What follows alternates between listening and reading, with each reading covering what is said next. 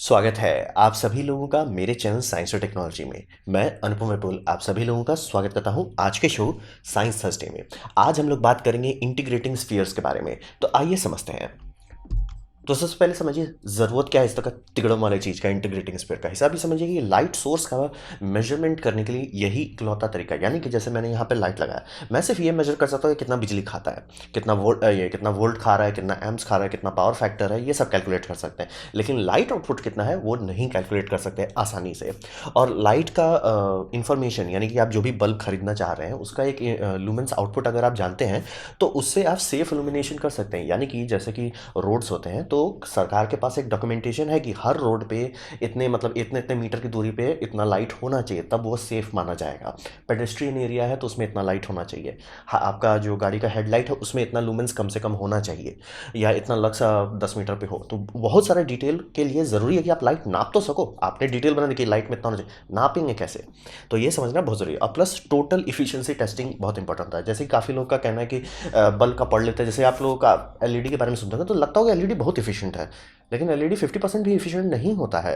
मतलब 50% के आसपास होता है। तो मतलब लेकिन चूंकि कंपेयर ऊटपटांग तरीके से किया जा रहा है कि इनकैंडेसेंट बल्ब के कंपेयर में कर रहे हैं तो लगता है कि बहुत ज़्यादा है, लेकिन उतना ज़्यादा इफिशिएंट नहीं होता। और अगर आप पावर फैक्टर कंपेयर किए जो कि मतलब सस्ते एलईडी बल्ब्स का बहुत ख़राब होता है, हैरान हो जाएंगे कि कितना ख़राब होता है। तो टोटल इफिशियंसी के लिए कि मतलब मैंने 100 वाट का बिजली का बिल भरा तो क्या मुझे 100 वाट लाइट मिला? बहुत खुशकिस्मत रहे तो 50-60 मिलेगा, 40 मिलेगा। तो अब वो आप जानिए कैसे, उसके लिए इंटीग्रेटिंग स्फीयर चाहिए होता है। प्लस कंपैरिजन, मतलब अगर इंटीग्रेशन स्फीयर जो है आप इस्तेमाल कर रहे हैं और आपको कंपनी ने एक, मान लीजिए आप एक आर्किटेक्ट हैं, आर्किटेक्ट को कहा जाता है कि ठीक है भैया ये ऑफिस स्पेस बनाओ, आप इसके हिसाब से आप इसको वो करो। आपको तो चेक करना पड़ेगा कितने बल्ब अवेलेबल है, किस किस ब्रांड की अवेलेबल है, कितना वारंटी है। तो उसमें ये भी तो चेक करना है इसका आउटपुट कितना है भैया, कितना वो दे रहा है। क्योंकि अगर जैसे मान लीजिए ज़्यादा आउटपुट का मिल रहा है जो लंबा टिकता है लेकिन थोड़ा महंगा है, लेकिन उसका ये फायदा होगा कि आपको कम बल्ब सॉकेट देने पड़ेंगे, कम आपको खर्चा लगेगा, मतलब वायरिंग की खर्चा बच जाएगा, तो घुमा फिरा के बैलेंस हो जाएगा।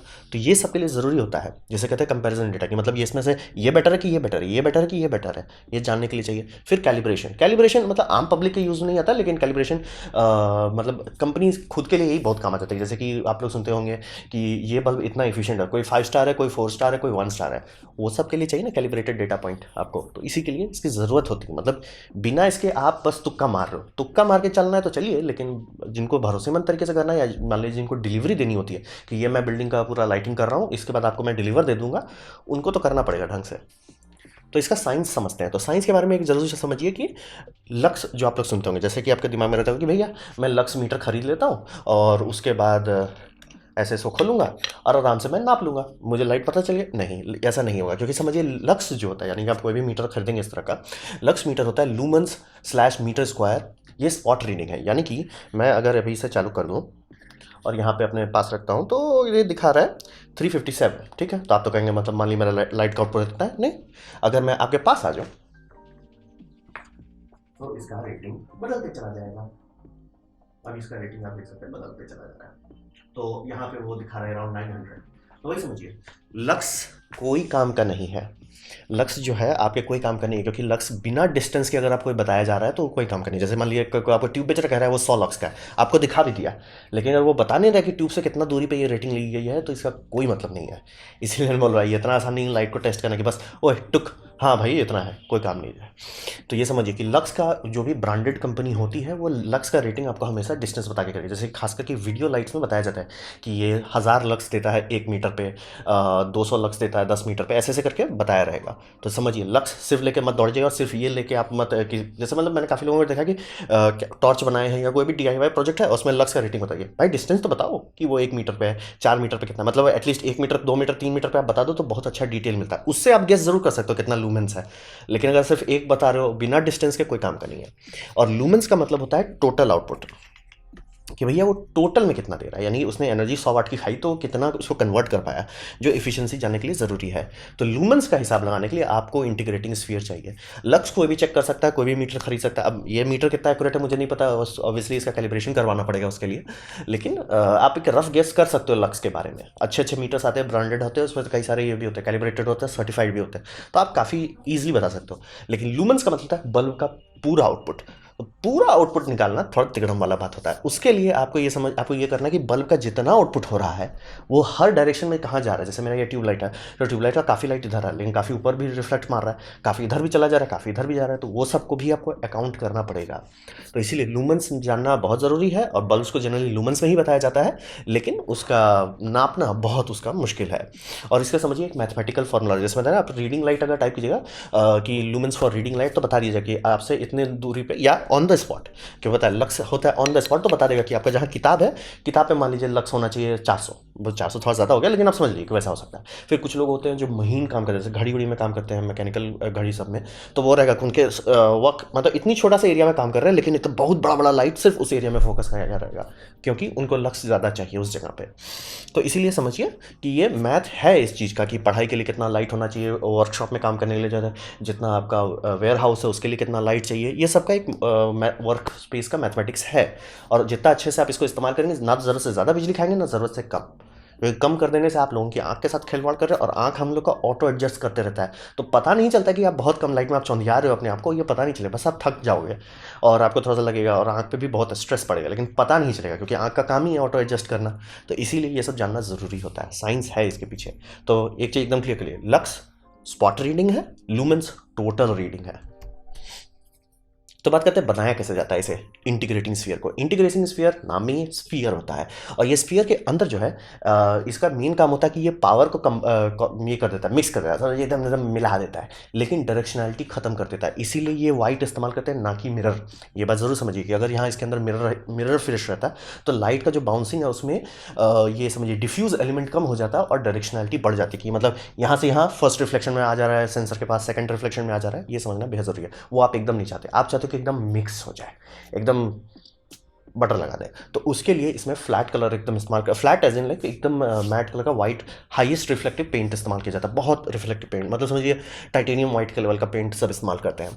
और इसमें जो सेंसर लगाया जाएगा, जो मतलब उसमें सेंसर यही लगा रहता है, बस चूंकि वो स्फीयर से डेटा होके आ रहा है, तो ये सेंसर का काम ज़्यादा आसान हो जाता है। ज़्यादा आसानी मतलब सो ये कैलिब्रेटेड हो जाता है। तो लाइट जो है कभी डायरेक्ट आपका सेंसर पे नहीं पड़ना चाहिए, कि मतलब आपने यहाँ बल्ब लगाया, बल्ब के सामने आप सेंसर नहीं रखोगे, सेंसर कहीं थोड़ा तिगड़म वाला जगह रखोगे, और सेंसर के आगे एक शील्ड रहता है, ताकि बैफल कह लीजिए कि लाइट सीधे सीधे नहीं घुसे उसमें, दाएं बाएं घूम जाए, मिक्स हो जाए, फोटोन्स का कम से कम जनरली कहा जाता है 20-30 बार फोटोन इधर से उधर बाउंस बैक हो, तब जाके सेंसर के पास पहुंचे, तो बहुत अच्छा मिक्सिंग हो जाता है, मतलब एकदम बढ़िया से झलमुड़ी बन जाता है।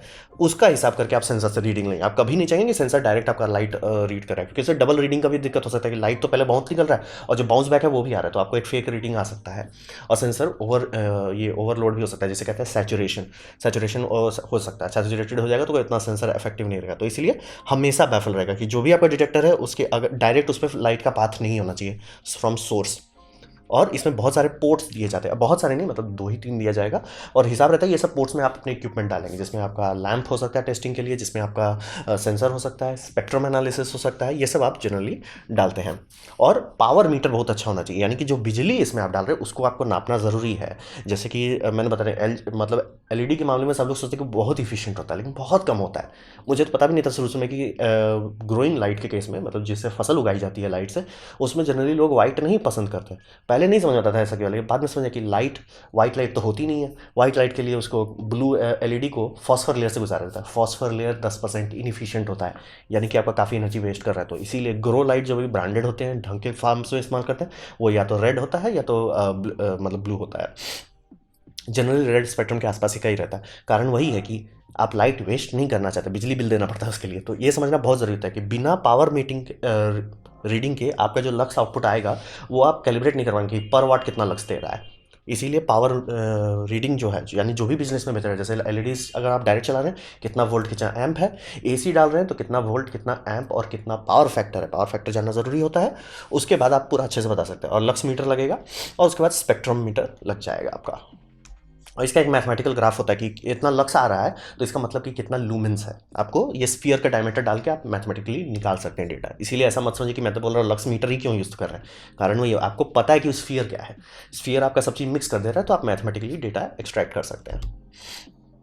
अब बात करते हैं कैलिब्रेशन का। अभी तक जो मैंने चीज़ बताया कोई भी बना सकता है, लोग बनाते ही हैं, स्कूल प्रोजेक्ट नहीं के मतलब कॉलेज का प्रोजेक्ट्स के लेवल पे बनाया जाता है। लेकिन जब तक कैलिब्रेशन आपके पास नहीं है, तब तक आप हवा में उड़ रहे हो। हाँ, आप एक बल्ब से दूसरे बल्ब को कंपेयर कर सकते हो। इस मामले में आप बम बम हो। जैसे मान लीजिए कि आपको दुकान करना है, आप देखना चाहते हो कि मतलब मैं कस्टमर्स को बेचूं कुछ, और आप कुछ अपना यूनिक सेलिंग पॉइंट रखना चाहते हो कि हमारे पास कुछ है, तो आप ऐसा बना सकते हो अपने से। आप थोड़ा सा मेहनत करके आप बना सकते हैं, लोग बनाते ही हैं। और उसमें आप ये करके देख सकते हो कि भैया ये 5-6 कंपनी का खरीद के आप रख लो, देख लो कि कैसा कैसा है। और कोई आपसे पूछे सर भैया ये कंपनी का क्यों नहीं दे रहे हो, आप बोल दीजिए कि भैया देखिए इसका पावर फैक्टर खराब है और इसका लाइट आउटपुट खराब है इसलिए, और दिखा सकते हैं आप लोगों को। तो वही समझिए, कंपेरेटिव डेटा के मामले में आपको काम हो जाएगा कि A versus B versus C versus D, ये सब आराम से हो जाएगा। लेकिन एक्चुअली क्या है वो नहीं पता, मतलब आप बस कंपेयर कर रहे हो। तो कैलिब्रेशन के लिए आपको चाहिए लैंप, कैलिब्रेटेड लैंप, ये सब में इस्तेमाल किया जाता है। अब ये लैंप जो है, जिस भी देश में आप हैं, चाहे वो अमेरिका हो, चाहे ऑस्ट्रेलिया हो, चाहे पाकिस्तान हो, चाहे इंडिया हो, उस देश का ब्यूरो ऑफ स्टैंडर्ड्स आपको देगा। इंडिया के केस में ब्यूरो ऑफ इंडियन स्टैंडर्ड्स, यानी जो ये लोगो आप देखते हैं हर जगह, ये इनके कई सारे ब्रांच हैं इंडिया में। यहाँ पे आप मांग सकते हैं, रिक्वेस्ट कर सकते हैं कि भैया हमें एक कैलिब्रेटेड लैंप दो, तो वो लैंप आपको देंगे। या तो आप ही इनके पास लैंप भेजिए, वो कैलिब्रेट करके दे देंगे, भैया मैंने इसका रेटिंग निकाल दिया। और वो हर, समझिए, आपको सीरियस करने के लिए, मतलब आपका इंटीग्रेशन स्फीयर का वैलिडिटी के लिए ज़रूरी है कि कैलिब्रेशन सर्टिफिकेट हो कि मैंने ये लैंप इस जगह से लिया है। अब BIS कैसे करता है वो आपको टेंशन नहीं लेना है। ये मतलब हर देश का यही लिमिट होता है कि आप कोई भी कंपनी का डेटा तभी वैलिड माना जाएगा कि अगर वो BSI तक ट्रेस कर सकता है कि मैंने ये लैंप लिया था, ये लैंप 100 वाट का है, 100 वाट पे मतलब इतना वोल्ट पे, इतना एम्प पे, इतना लूमेंस आउटपुट होना चाहिए, मेरा लैंप इतना आउटपुट दे रहा है, मैंने कैलिब्रेशन निकाल लिया है। और जनरली एक ही लैंप नहीं लेंगे, 2-3 लैंप भी रख सकते हैं कि जैसे एक 50 वाट का लैंप है, एक 10 वाट का लैंप है, ऐसे ऐसे करके सारा डेटा कलेक्ट कर सकते हैं। और उससे आपको पता चलेगा आपका स्फीयर जो है, आपको स्फीयर का क्या प्रॉपर्टीज़ है। उसके बाद अब स्फीयर में आप टेस्टिंग कर सकते हैं। ये समझना बहुत ज़रूरी है। नेशनल ब्यूरो ऑफ स्टैंडर्ड्स जो है हर देश में होता है, मतलब हर ढंग के देश में, और वो देश में जनरली काम करते हैं। तो इंडिया का काम करता है वो ब्यूरो ऑफ इंडियन स्टैंडर्ड्स। और ये समझिए, हर डेटा जो आप निकाल रहे हैं, इसके बाद मान लिया आपने ये कैलिब्रेशन लैंप लिया, इससे आपने कैलिब्रेट कर लिया। अब जितना भी आप बल्ब टेस्ट करें, चाहे वो LED बल्ब हो, चाहे LED ट्यूब लाइट हो, चाहे जो भी हो, आप जितनी भी चीज़ का टेस्टिंग करेंगे वो टेस्टिंग हमेशा ट्रेस किया जाएगा ये कैलिब्रेशन लैंप तक। और जब तक आप ट्रेस कर ले रहे हैं, बल्ले बल्ले। ट्रेस के बिना भी ये काम करता है, बस वो कंपेरेटिव हो जाएगा कि ये बल्ब अच्छा है कि ये बल्ब अच्छा है। लेकिन दोनों में से मतलब एक्चुअल बोलना कि ये इतना वाट इतना लूमेंस पे दे रहा है, ये आप नहीं कह सकते क्योंकि आपको पता ही नहीं है। उसके लिए आपको कैलिब्रेटेड डेटा चाहिए। तो ये समझिए कैलिब्रेशन ज़रूरी है। तो जितनी भी कंपनी हो, चाहे फिलिप्स हो जाए, चाहे कोई भी कंपनी ढंग की होगी, अगर वो सीरियस है अपना प्रोडक्शन क्वालिटी के मामले में, वो हमेशा इंटीग्रेशन स्फीयर बनाएगी। और हर देश में, जैसे फिलिप्स के केस में कहा जाता है कि हर देश में उनका मतलब वो एक अपना छोटा लैब बनाते हैं और हर देश का ब्यूरो ऑफ स्टैंडर्ड से कैलिब्रेशन लैंप लेकर कलेक्ट कर लेते हैं। अब रहा बात DIY, जैसे काफ़ी लोगों को मैंने देखा है इंडिया में यूट्यूब बनाते हैं कि बल्ब है, बल्ब का बस रीडिंग पढ़ते रहे। अरे आपको पता कैसे कि बल्ब का रीडिंग सही है या गलत? या कुछ लोग थोड़ा सा मेहनत करते हैं कि भैया इसमें मतलब ये लैंप लेके ये ठीक है, A to B आप कर सकते हैं, लेकिन डिस्टेंस नहीं बताते कि कितना मीटर पे। जैसे मान लीजिए मेरा यहाँ बल्ब लगाना है और ये बल्ब मेरे जगह से है, मतलब यहाँ वाले को रीडिंग डेस्क है, आपको पता तो होना चाहिए कितना मीटर है। इसीलिए जनरली 2 डेटा पॉइंट बताया जाएगा कि 5 मीटर और 10 मीटर, ताकि आपको प्रोपोर्शन पता चल जाए और उससे आप गेस कर सकते हो कि इतना दूरी पे इतना होगा। तो वही समझना बहुत ज़रूरी है कि DI ये सब बनाना बहुत यूज़फुल चीज़ है। अगर आप वैसी जगह पे रहते हैं जहाँ पे आपको फोम बॉम्ब मिल जाता है हॉलो का, आराम से आप कर सकते हैं इसके ऊपर। लेकिन आप लोग कहेंगे कि एल्युमिनियम फॉइल लगा दो, कारण कि ये थर्माकोल ही सारा रिफ्लेक्शन कर रहा है, लेकिन थर्माकोल के पार भी लाइट जा सकता है, तो वो नहीं आप करना चाहोगे। Thermocol as a diffuse layer behave करेगा, आप पीछे रिफ्लेक्शन लेयर डाल दिए ताकि लाइट बाहर ना आए और बाहर की लाइट अंदर ना घुसे, कंटामिनेशन ना हो। तो ये कर सकते हो और इससे कंपैरेटिव डेटा बम बम मिलेगा कि हाँ भाई मुझे ये, जैसे मान लिया बहुत लोग जो वेयर हाउस का काम कर रहे हैं, शादी ब्याह में आप बहुत ज़्यादा लाइट लगाना चाहते हैं, खूब सारे आप चाहते हैं कि मेरा जो डेकोरेशन का जगह है उसमें बम बम लाइट रहे, तो आपको पता रहे तब ना आप करेंगे कि मैंने ये बल्ब लिया, ये सबसे अच्छा दे रहा है कि नहीं। कि पता चला आपने अच्छा बल्ब नहीं चुना, ले भैया जनरेटर तेल पे तेल खा रहा है क्योंकि आपका बल्ब तो बेस्ट नहीं है। तो कंपैरेटिव डेटा के लिए कर सकते हैं, कोई भी बॉल से बनाइए, कैसे भी बनाना बनाइए, बस एक स्फीयर चाहिए। और ये बात ज़रूर समझिए कि इसमें अगर आप कैलिब्रेटेड डेटा ऐड कर देते हैं, जैसे मान लीजिए BSI का है, आपको नहीं पहुंच है, बहुत कम ही लोग के पास होगा, लेकिन अगर आपको पता है कि ये कंपनी क्लेम कर रही है कि और ये सर्टिफिकेशन दिखा रही है कि भैया हमारा ये लैंप का ये आउटपुट है, वो लैंप को आप सर्टिफाइड कर लीजिए कि ठीक है मैं इस लैंप को, जैसे मान लीजिए फिलिप्स का ये लैंप का सर्टिफिकेशन है, ठीक है आप फिलिप्स का वो लैंप खरीद लीजिए। हाँ थोड़ा महंगा होगा लेकिन ठीक है, वो लैंप से अब आप कहिए कि ये लैंप के हिसाब से इतना आउटपुट होना चाहिए, मैंने स्पीयर को कैलिब्रेट कर लिया। अब जितने भी आप ये बल्ब टेस्ट कर रहे हैं, मान लीजिए सिस्का का बल्ब टेस्ट कर रहे हैं, आपको पता चल जाएगा। तो वही समझिए कि कैलिब्रेशन डेटा डालें। जैसे ये सब बहुत लोग बनाते हैं टॉर्च के लिए, जिनको टॉर्च में बहुत इंटरेस्ट है, जैसे मैंने भी ये बनाना शुरू किया है, ये मैंने सब बनाया है। अब इसका आउटपुट क्या है, तुक्का मार के मैं मीटर से देख सकता हूँ, लेकिन उससे भी ज़्यादा पता नहीं चलेगा। इंटीग्रेशन स्फीयर से बनाता हूँ, तुरंत पता चल जाएगा। तो काफ़ी लोग करते हैं, तो काफ़ी लोग करते हैं कि जो ब्रांड रेस्पेक्टेड है, रिपीटेबल है, और जो क्लेम कर रही है कि नहीं हमने टेस्ट कराया है, तो उसको खरीद के आप ये कर लो तो ठीक है। ये टेस्टेड है, टेस्टेड कह रहा है कि 500 है, और मेरा सेटअप जो है 450 दिखा रहा है, तो ठीक है, तो यानी 50 का ऑफसेट है उसके हिसाब से। और आप एक थोड़ा बड़ा ले लीजिए, छोटा ले लीजिए, हर बार आपको मान लीजिए 50 का ऑफसेट मिल रहा है, तो ठीक है, मतलब जो भी रेटिंग है उसमें 50 ऐड करके आप बताइए। तो इसीलिए समझिए ये लोग खुद से बना लेते हैं, और कंपैरिजन डेटा के तौर पे इससे बेटर कुछ नहीं है कि कौन सा बल्ब सही है, इससे बेटर कोई आपको नहीं बता सकता। तो ये रहा मेरा प्रेजेंटेशन इंटीग्रेशन स्फीयर के बारे में। उम्मीद करता हूँ आपको अच्छा लगा, कुछ सीखने मिला हो, कुछ समझ में आया हो। अगर ऐसा है लाइक कर दे तो उसे शेयर कर दे, उससे मेरा काफ़ी भला होगा। नहीं अच्छा लगा, नहीं पसंद आया, मैं पहले बोलता था डिसलाइक कीजिए, बट करना है तो कीजिए, नहीं करना है तो मत कीजिए। मेरे से कहूँगा कमेंट लिखे, मैं हर कमेंट को पढ़ने की कोशिश करता हूँ। आपसे कहूँगा सब्सक्राइब कीजिए, बेल दबाइए अगर आप फ्री हैं तो। आपने मेरा वीडियो देखा, जान के मुझे बहुत खुशी हुई। धन्यवाद।